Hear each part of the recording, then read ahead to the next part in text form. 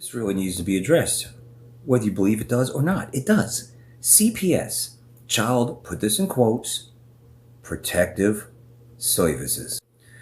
Around these parts, we call them DFACS, Department of Family and Children Services. The only thing they're servicing is, well, the trafficking. It's legalized child abduction. Don't believe me? Just watch. Listen. I don't know what it is. Escuchar. My bad. We haven't said it. Nancy? Oh, there you are. Yes, Nancy is a longtime Eagle Forum member and leader. She has had an organization, Family Concerns, which is very effective all over the state of Georgia, and another one called Family Concerns Pregnancy Center. She has been in the Georgia State Senate for several terms and is a member of 6 Senate committees. Please welcome our good friend, Senator Nancy Schaefer.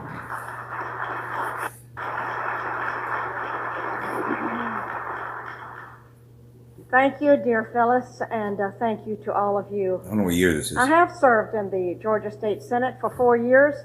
One of my greatest pleasures, other than my sonogram bill, was getting the resolution passed to stop the North American Union.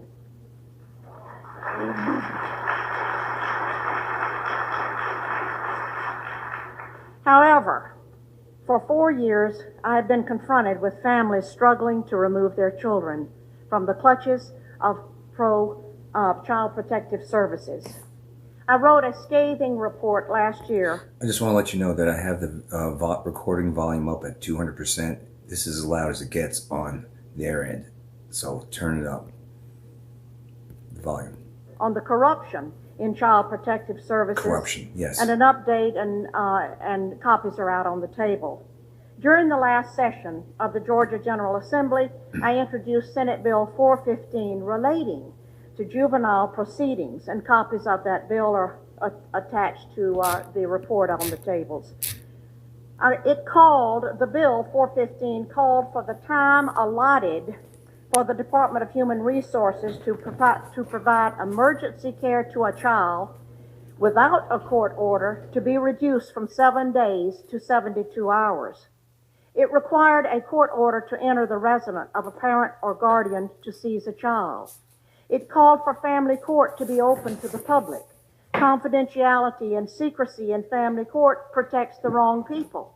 It provided that immunity in the system shall not extend to the seizures of children that are found to be in violation, nor to the administration of medication to a child over the objection of the parent or custodian, and it provided the state from applying for obtaining, receiving, or accepting adoption incentive payments under the Federal Adoption and Safe Families Act of 1997.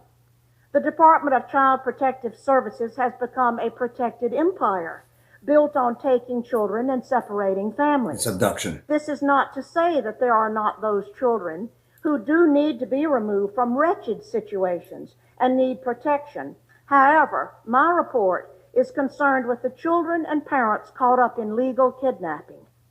Having worked with probably 300 cases statewide and hundreds across the... It is legal kidnapping, and these children are taken out of decent homes, very good homes I've seen over the years, and put in absolute shitholes. These DFACS or CPS, they're not there to protect the children. It is abduction, is what it is. And it's totally corrupt. This public indoctrination institution is totally corrupt. The system is corrupt. It's corrupt to the core. All right? Let's listen. The country. And in nearly every state, I am convinced there is no accountability in Child Protective Services. I have come to several conclusions. 2 or 3 are, 1, that poor parents, not always, but oftentimes, are targeted to lose their children because they do not have the wherewithal to hire an attorney and fight the system. That caseworkers and social workers are very often guilty of fraud. They withhold and destroy evidence. They fabricate evidence, and they seek to terminate parental rights unnecessarily. that the separation of families and the snatching of children is growing as the business grows because state and local governments have grown accustomed to having these taxpayer dollars to balance their ever-growing budgets. That the bureaucracy is huge. Look at who is getting paid. State employees, attorneys, court investigators, guardian ad litems, court personnel and judges. There are psychologists, therapists, psychiatrists, counselors, foster parents, adoptive parents, and on and on. All are looking to the children in state. It's the same thing. It's the same thing with the corrupt popos, cops. It's all revenue generating. It's to keep the prisons packed, and it's also they pull you over and say, oh, you got a headlight out, and then they want to say, oh, you're being obstructing, so we have to arrest you, and then we have to impound your car. So they call the towing services that they're in cahoots with. The police departments are in cahoots with towing services. It's all connected. It's all connected. CPS, copperoonies, police, tow truck services have contracts with police departments. It's all connected, man. Scratching each other's back. It's corrupt to the core. Psychologists, therapists, psychiatrists, counselors, foster parents, adoptive parents, and on. All are looking to the children in state custody to provide job security. That the Adoption and the Safe Families Act, set in motion first in 1974 by Walter Mondale and later in 1997 by President Bill Clinton, offered cash bonuses to the states for every child they adopted out of foster care. In order to receive the adoption incentive bonuses, local child protective services would need more children. They must have merchandise that sells, and they must have plenty so the buyer can choose. Some counties often offer $4,000 to $6,000 bonus for each child adopted out to strangers, and an additional $2,000 for a special needs child. Employees work to keep the federal dollars flowing. But that is only the beginning figure in the formula in which each bonus is multiplied by the percentage that the state has managed to exceed its baseline adoption number. Therefore, states and local communities work hard to reach their goals for increased numbers of adoptions for children in foster care. As you can see, this program is offered from the very top and is run by Health and Human Resources. This is why victims in Child Protective Services get no help from their legislators. It explains why my bill, Senate 415, suffered such defeat in the Judicial Committee, and why I was cut off at every juncture, and why I was defeated myself last month for my re-election by another Republican. That tax dollars are being used to keep this gigantic system afloat. Many grandparents have called me to get custody of their grandparents before being lost in the system. Grandchildren. Grandparents who lose their grandchildren to strangers have lost their own flesh and blood. The children lose their family heritage, and grandparents, and parents too, lose the connection of their heirs.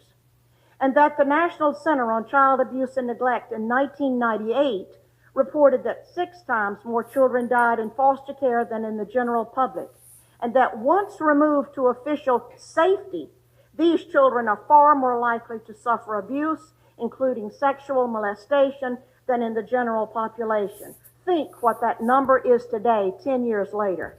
Yeah, and guess what? CPS, Child Protective Services, when they put them in these foster homes and these children are abused, do you think CPS goes to the foster homes and holds those foster people accountable? Hell no.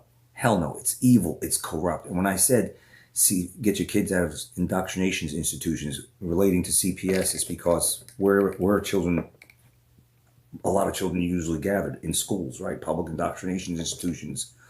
And, they can't wait to see if they have a problem with little Johnny or little Susie so they could call CPS, and then CPS comes and talks to them, right, behind the parents' back. Things like that, and then takes them in, or makes up bullshit to abduct them. But, I mean, CPS could be called on good parents outside of this public schools.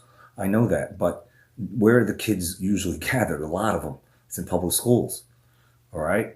And all it takes is Well, the counselor has to, wants to see why little Johnny, little Susie, ... And then the counselor makes up or exaggerates whatever's going on with Johnny or Susie, if anything, and then they call CPS and it's all downhill. It's a bunch of bullshit. It's corrupt. The system is so fucking corrupt. And they say they need your tax dollars to keep this shit afloat. Why do you need our tax dollars?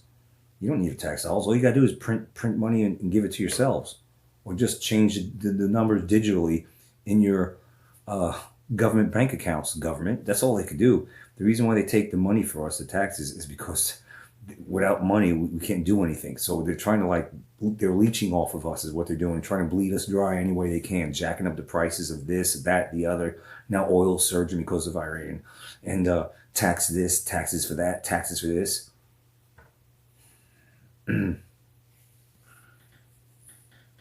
There are videos out there saying that this taxes, there are legal ways of you to get out of paying taxes. Man, something's got to give, because we've been so heavily infiltrated with demons that it makes the mind boggle. And you know that these bastards are not going to be held accountable. CPS is not going to be held accountable for their corruption, just like every other corrupt agency out there. They're not going to be held accountable.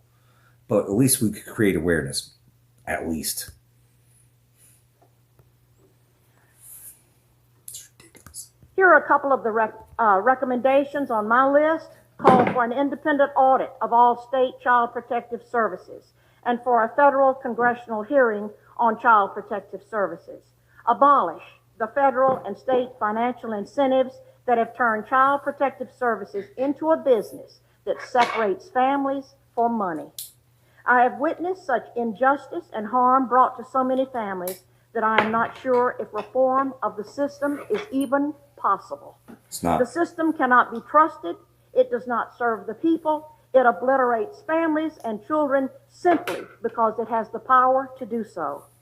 What I have said to you in these few minutes is that we must confront the fraud in child protective services. Child Protective Services seizes children using the very system that is paid for by the taxpayer, who actually believes it is used to protect abused and neglected children. It's ridiculous. The bureaucracy of workers benefit financially by a system that converts children into cash while destroying their families and their lives. No child who emerges from the system can ever be sound or whole. Many disappear and never are ever heard from again. Disappear. Wonder where they're going, huh? Wonder where they're going. Just like that island, right? Trafficking, huh? CPS? Et tu? God will not stand for what is happening to our children and our families. His heart beats for these children. He will lift up the downtrodden. What is happening in America regarding child protective services is a criminal political phenomenon, and it must be brought to an end. Please join me in working to help set our children and our families free. To whom much is given, much is required. As you pray for this nation, pray for the upcoming election, and for our national financial crisis, please pray for our children and for our families. We all must press on and win this race for America. Thank you very much.